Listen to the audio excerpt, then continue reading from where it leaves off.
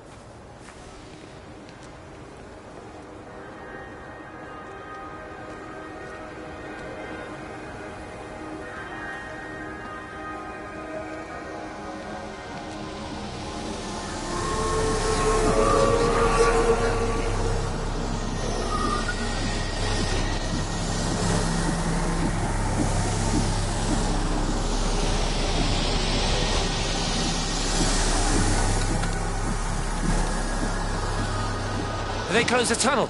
There's no trains. I've put up a sign. The tunnel, Howard. Is it closed? I think so. I don't like it. It's not right at all. Stop whining. It doesn't help anyone. Did you know you're bleeding? Oh, it's this headache. It's just killing me. I haven't had a nosebleed like this since I was a kid. But you've not been to the village? No, I've been here the last couple of days, or at home. I've only spoken to Clive at the EMC on the phone. Well, tried to anyway, but with all the cross lines... But no direct contact with any other people? No, no one. What are you talking about? What's going on? It's the pattern. It's adapted again. It doesn't need direct contact to transfer. It's using the phones. What do you mean, direct contact? Stephen!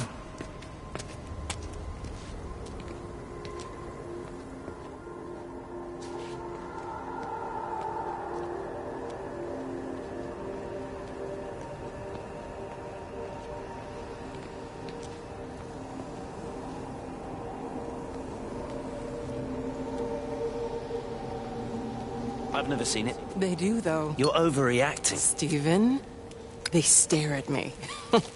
Yesterday I went into the village and this old woman just stopped in the middle of the street and stared at me like I had two heads. Oh, don't be so melodramatic. I'm like a walking freak show. Oh, this place, it's so insular. I just don't understand how you grew up here. Well, I was very different then. And they're not so bad, really.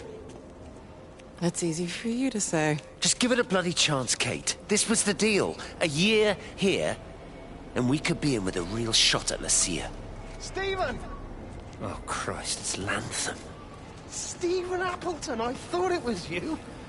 What's all this about a Yank wife? Oh. Hello. Two heads, Stephen. Hi, I'm Kate.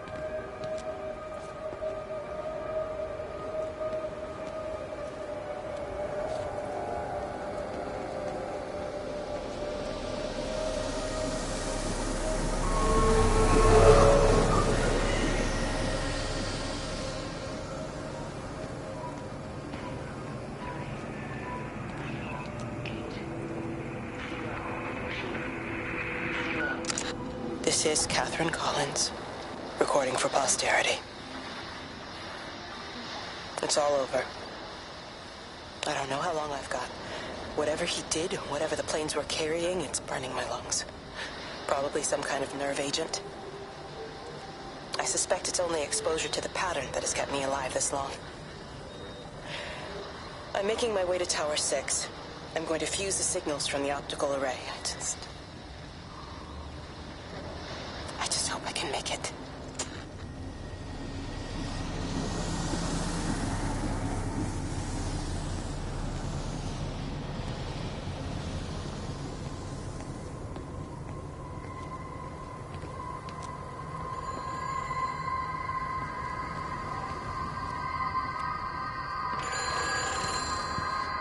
Hello?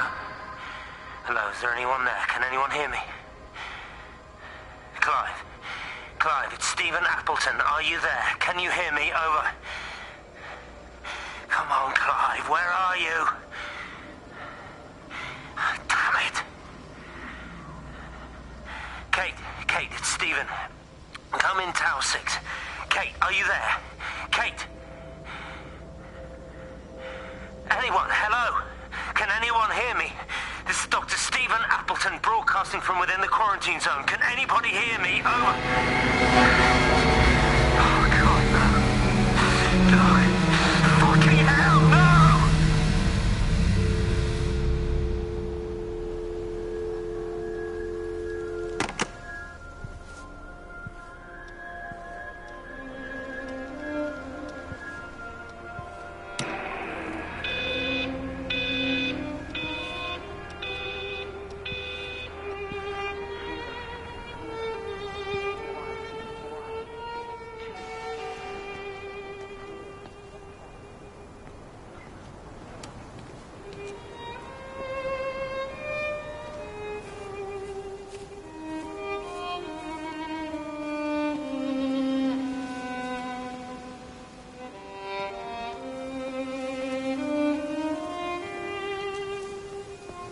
Jesus, man, what have you done to your face? It's nothing. You collecting feed? Looks like the supplies haven't been coming in. Again? These phones are all strange. I can't pinpoint the logic of transmission. You what? What are you doing with that paint? Means the EMC are actually moving at the proper speed. Listen, Frank, have you heard anything on the radio about a flu outbreak? Doesn't seem much like flu to me. They're shutting down access to the valley to try and isolate it. No, there's something about the phones.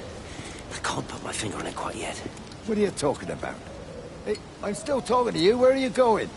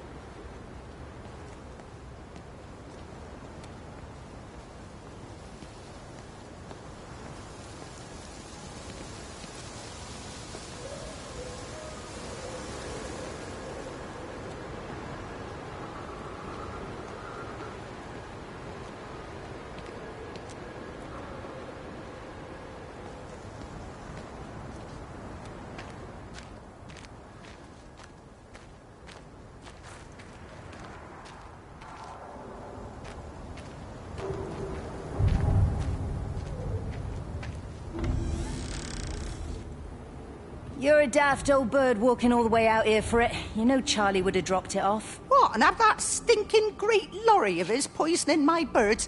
He shouldn't be driving it on these lanes. It's a hazard. I think he was hoping he could have a word with you about Frank. There's nothing to say. Oh, listen, Wendy, they might all be scared of you, but that's not going to work with me. You're 68 years old. Grow up. Talk to Frank. How dare you speak to me like that? Give me my bird feeder right now. Promise me you'll drop by and see your brother. Megan Holloway, Not a chance. Promise me. It's for your own good, and you know it. You are a shamelessly manipulative and difficult woman. It's no wonder Charlie adores you so much. No wonder I do what? No wonder you never finish what you start. I thought I told you to check the incoming stock orders. Wendy, one bird feeder for you. I'll tell Frank you'll stop by. Oh! Charlie, stop mooning around and stick the kettle on. Make yourself useful.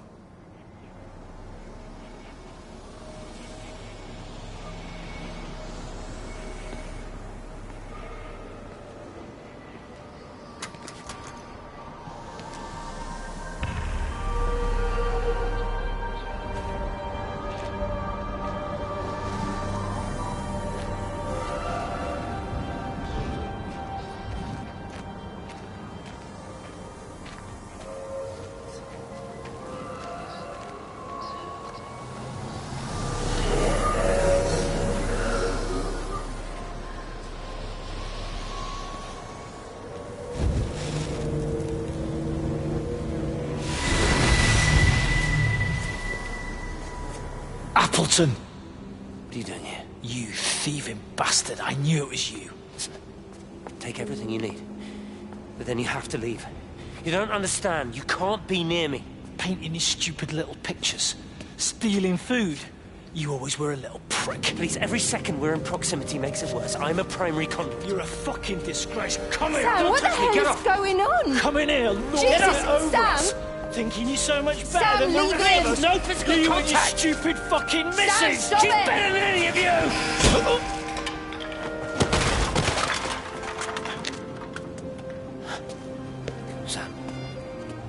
Sam? Lizzie, Meg, please. don't come near me. Meg! Charlie! Meg, wait! Don't touch me! Wait, please, you have to understand, it was an accident! Get off her! Let go, let's just go. Charlie, you have to understand, it was an accident. Just leave him. Leave him. What have you done, Appleton, you bastard? Come on, Charlie, let's just Meg, get Charlie, out of here. please!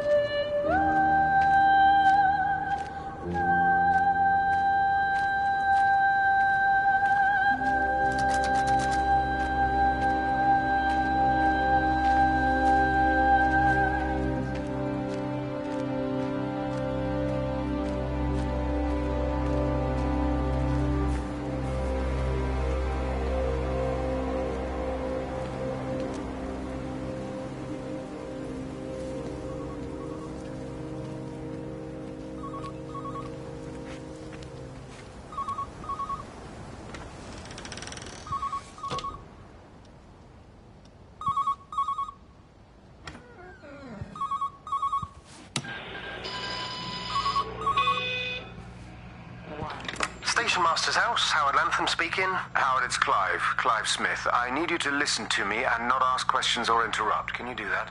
Yeah, I can. But why are you calling?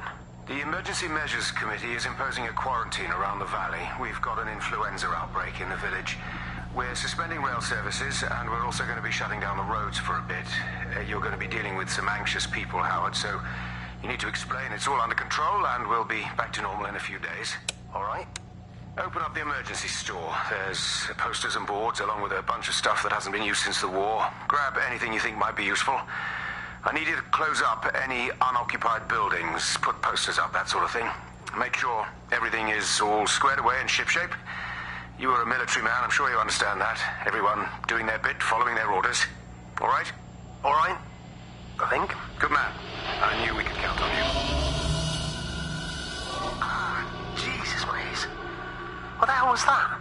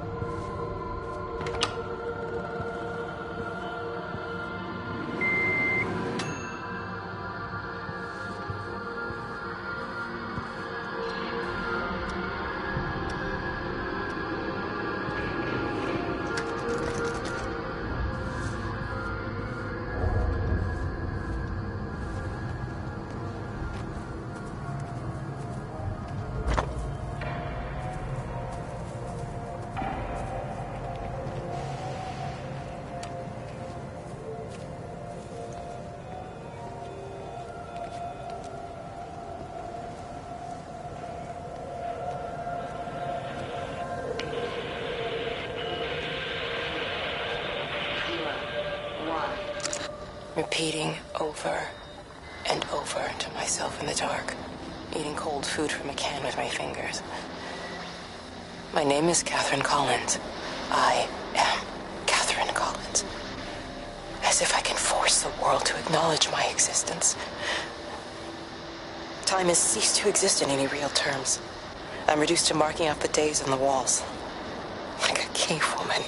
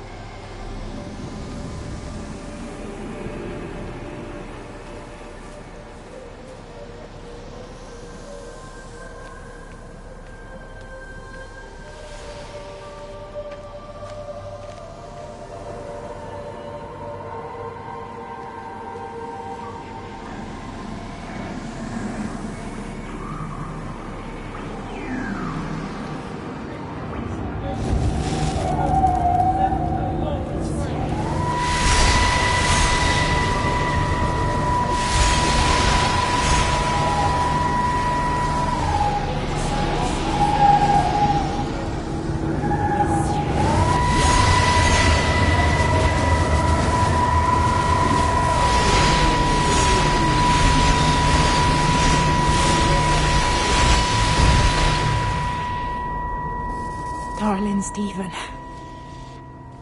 I don't know if you'll ever listen to this. Maybe you've decided to stay with Kate, and I can't blame you for that. But I can't wait for you either. I've got to think about the baby. And, well, I should have left a long time ago. I've run out of excuses for not leaving now. But I do love you, Stephen. And I hope you find peace one way or another. Oh, there's planes coming.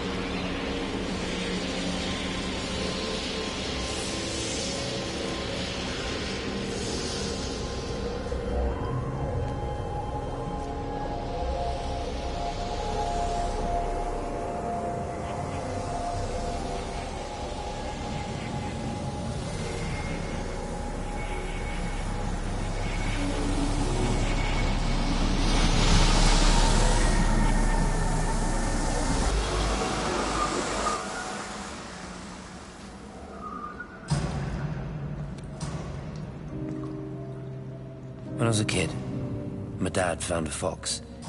It had been hit by a car and couldn't walk anymore. My mum went spare, of course. Made him keep it in the shed. He was already slipping away from us then. He spent hours with that fox, telling it all about Italy and the villages they bombed there. I was jealous, I think. That the fox got more of my dad than I did. But it was dying, that was clear. So one day, I snuck out, took it a sandwich for food. I was only 8.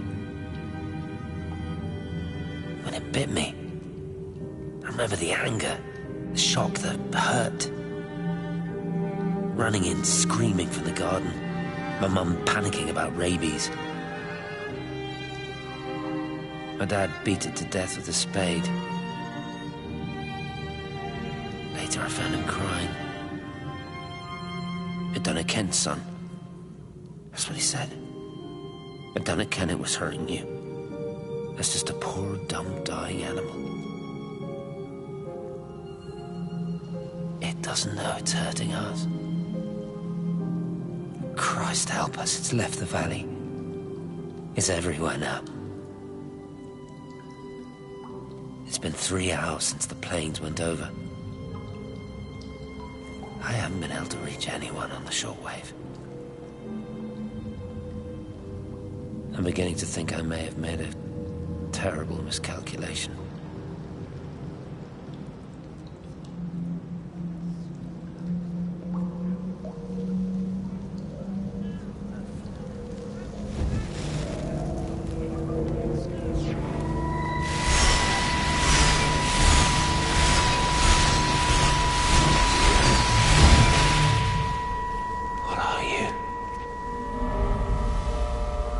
You understand me, don't you? Well, there's no one left. Just me. You know what this is? What I'm gonna do? You want light? Fine. I'll give you light. After me, there's no one. You'll be all alone again. Forever. Like before. You've taken everyone I've ever loved from me. You've made me do things I never even thought I was capable of. But if you think I'm coming with you... Kate? Wait. Stop. Kate.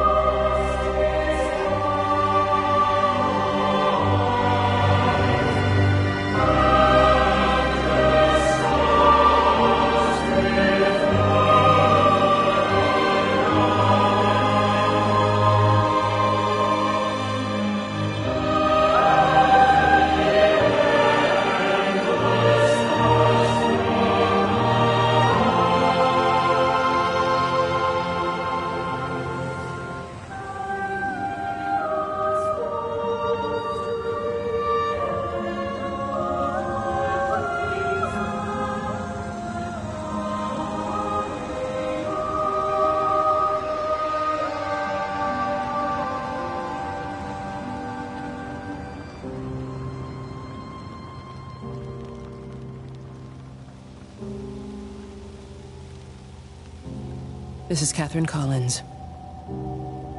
I don't know if anyone will ever hear this. It's all over. I'm the only one left.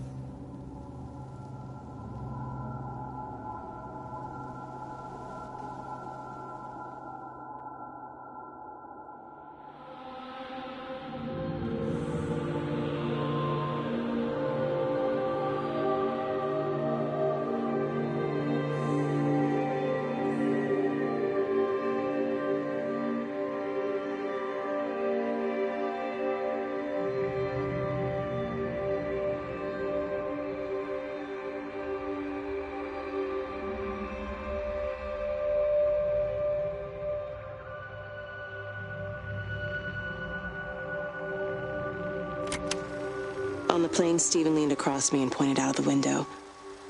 "Down there," he said. "That's home."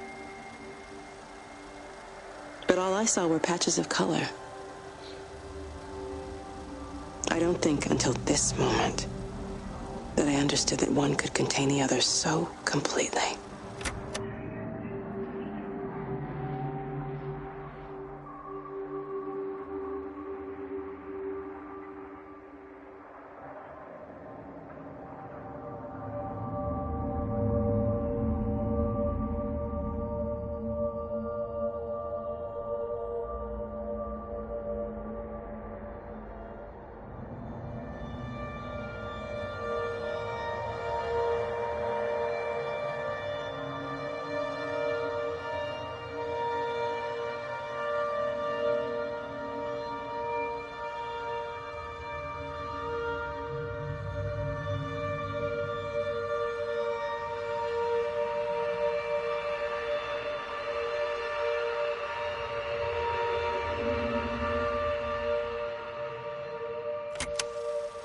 watched a butterfly dancing in a strip of sunlight. All of its life contained in a single day. The blink of an eye between the ebb of the darkening tide. Lying there with the pattern curled around me, I saw the inevitability. The necessity of presence born from absence. The constant unfolding.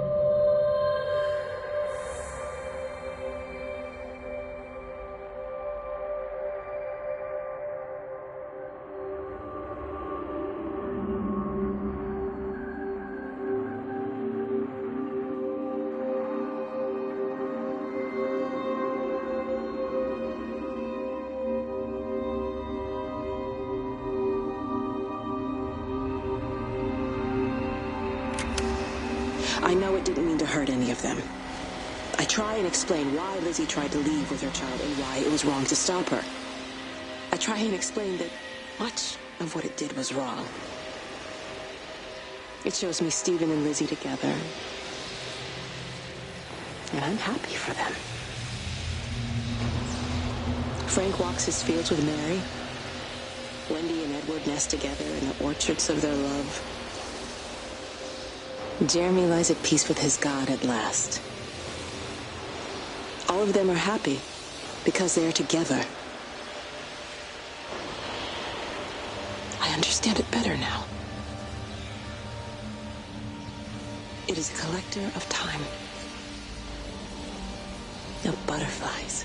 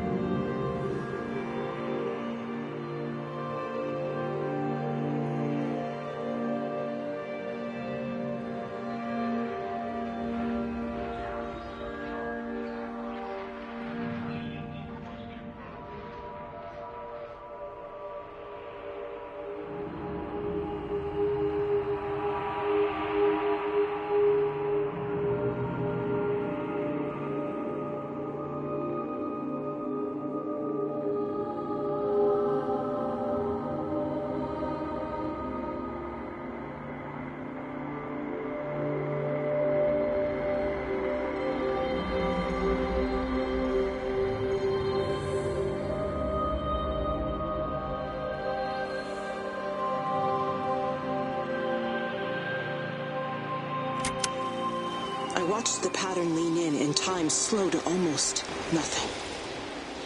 I saw the flame leap from Stephen's hand and the moment hang in the air forever. I watched his face. And in the last second, I almost believe he saw me. He wasn't frightened or angry. I remember his expression, just like I remember it from the first time, early that morning when he woke and, still half sleeping, said, "God, I love you." And I loved him as he entered the fire. And I let him go, knowing I wasn't ready to join him. We have held time to ourselves here in this place. Held the light to the ground because we were afraid of the coming dark. But now we understand that to cling to the light is not living. I've spent my life watching the illumination from a million dead stars reaching for me without grasping this meaning. The light we cast transcends our death. The pattern made by our living creates a bridge across the dark.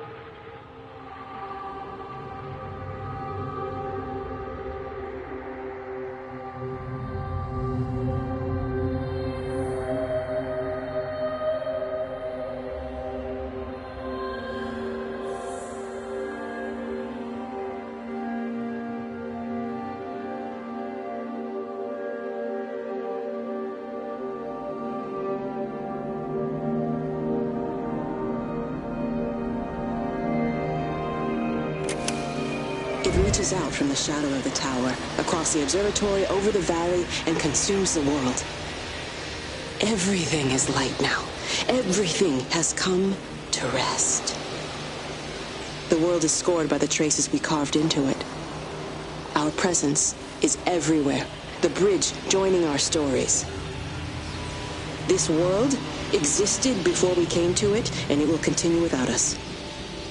In the empty fields and houses, our traces radiate, and others will come to dance in the light we cast. We can slip away gently, unafraid, knowing that everything will continue.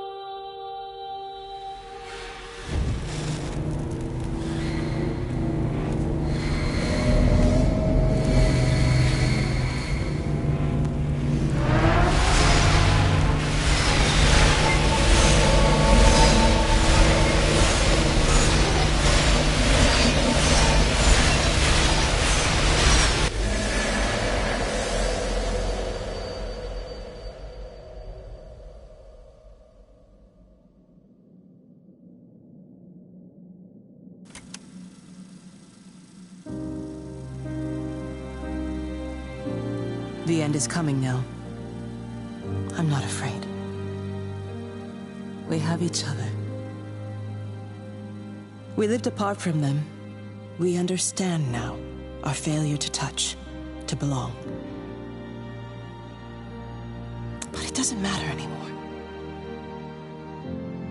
Everybody is gone, and we will join them. We are born apart, driftwood on the banks of an endless dark ocean, and we will be carried away by the swell soon enough. But in between, in the single day of living, that dancing in a strip of sunlight, we can find what we miss. The love that makes us whole. The imminence. Everybody found their other. This pattern is mine.